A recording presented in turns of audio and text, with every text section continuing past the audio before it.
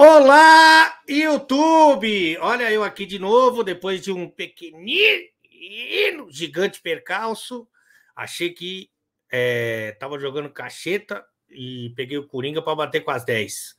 Mas graças a Deus e ao pessoal lá do São Luís, estou de volta com outro ritmo, hein? O Pokémon não é mais ritmo de festa. Mas o importante aqui é analisar São Paulo 2, Corinthians 1, hein?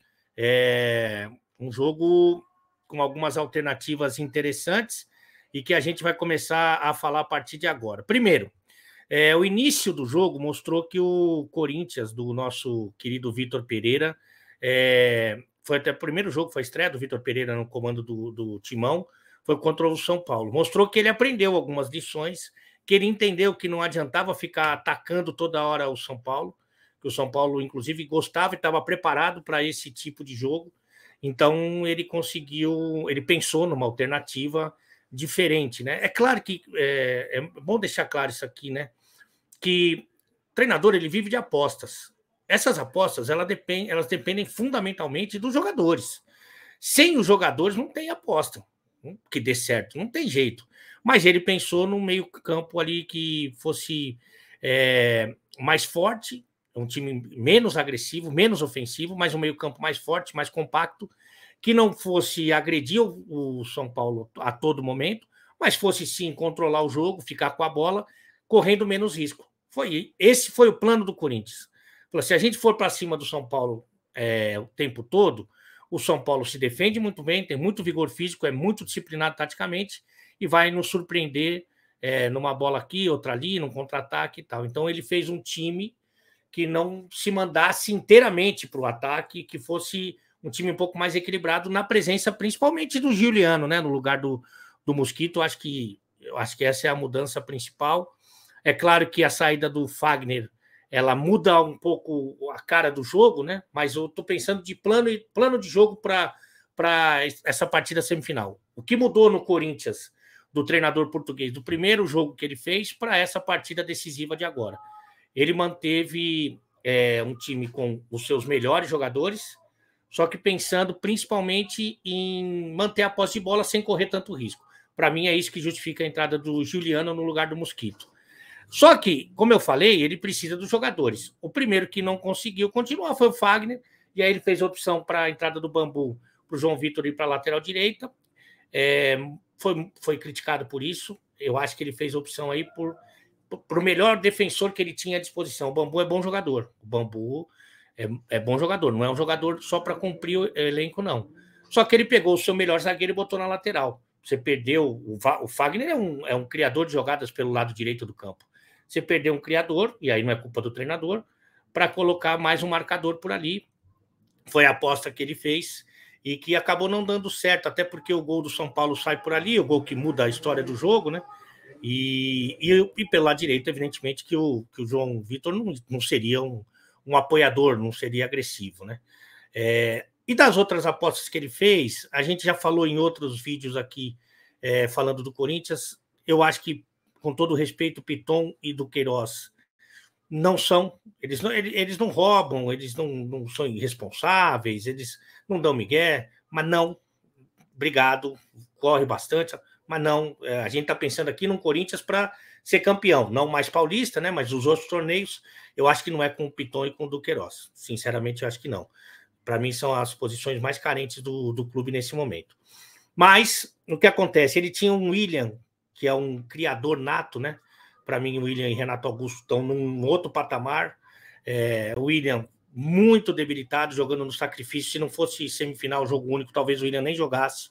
E não jogou, não conseguiu jogar, não estava confiante, não estava firme e sofreu uma boa marcação. O William não jogou. O Renato, como ele sabia que o Renato sofreria uma marcação individual, o que ele faz? Ele adianta o Renato até para o Giuliano e para o Paulinho criarem espaços para o Renato receber essa bola um pouco mais na frente. Não aconteceu, porque o Renato não conseguiu se desvencilhar da marcação um pouco mais à frente, e o Giuliano e o Paulinho não funcionaram. Principalmente o Paulinho, que para mim já está pertinho ali de estar me devendo, né? Porque eu espero muito do Paulinho. A expectativa em cima do Paulinho é gigante e ele está demorando para engrenar. Então, como Paulinho e Juliano, o Duqueiroz não vai fazer esse serviço, Paulinho e Juliano sem entregar em termos criativos, você já não tem o Fagner, o Renato morreu lá. O Renato não conseguia jogar, não conseguia participar do jogo. E aí tem uma questão, né? Eu tenho uma expectativa com relação ao Roger Guedes. Eu acho que o torcedor do Corinthians tem outra. Para mim, ele pode ser titular do time, ele pode brigar por posição, mas ele não vai ser o diferente do time. O diferente do time, para mim, não tem discussão. É o William, Renato e o Paulinho quando estiver bem. Eu acho que o Júnior Moraes pode ajudar muito nesse processo, é um bom centroavante, mas o Roger Guedes, para mim, não é uma questão.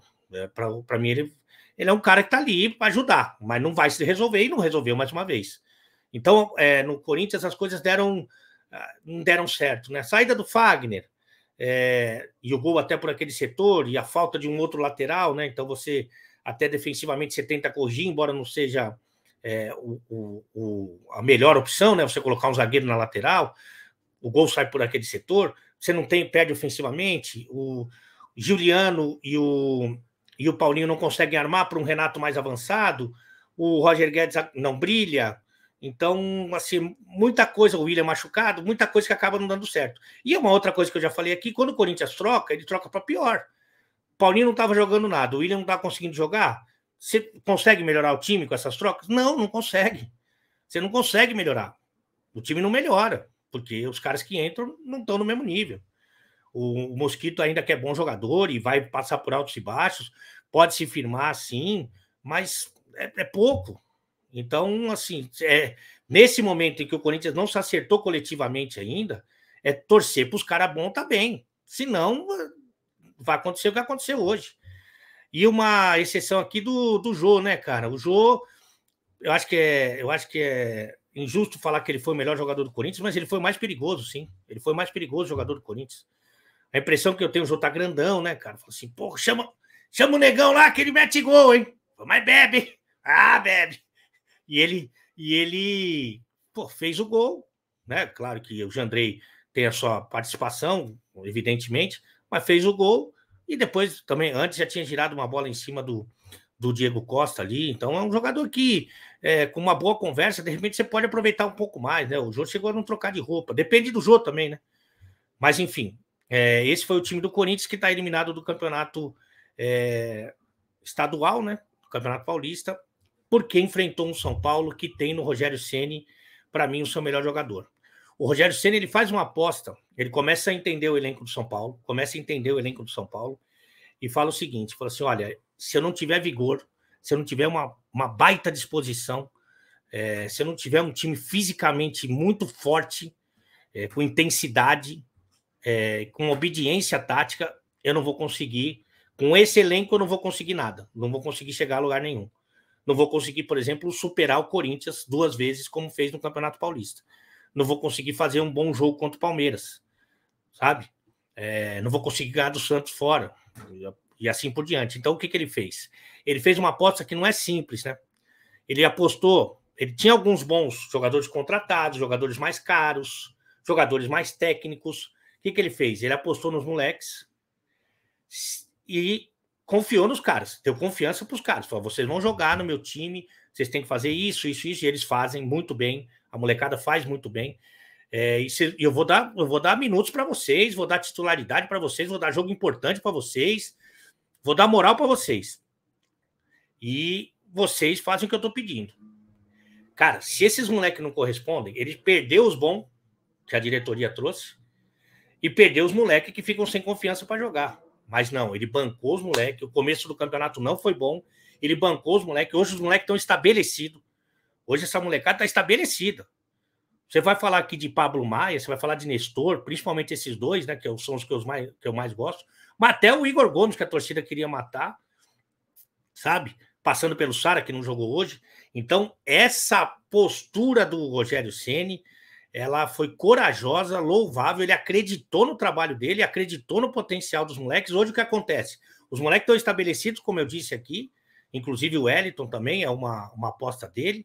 Hoje o São Paulo, dos 10 de linha, 5 que saíram jogando, vieram do CT de Cotia. Isso é Rogério.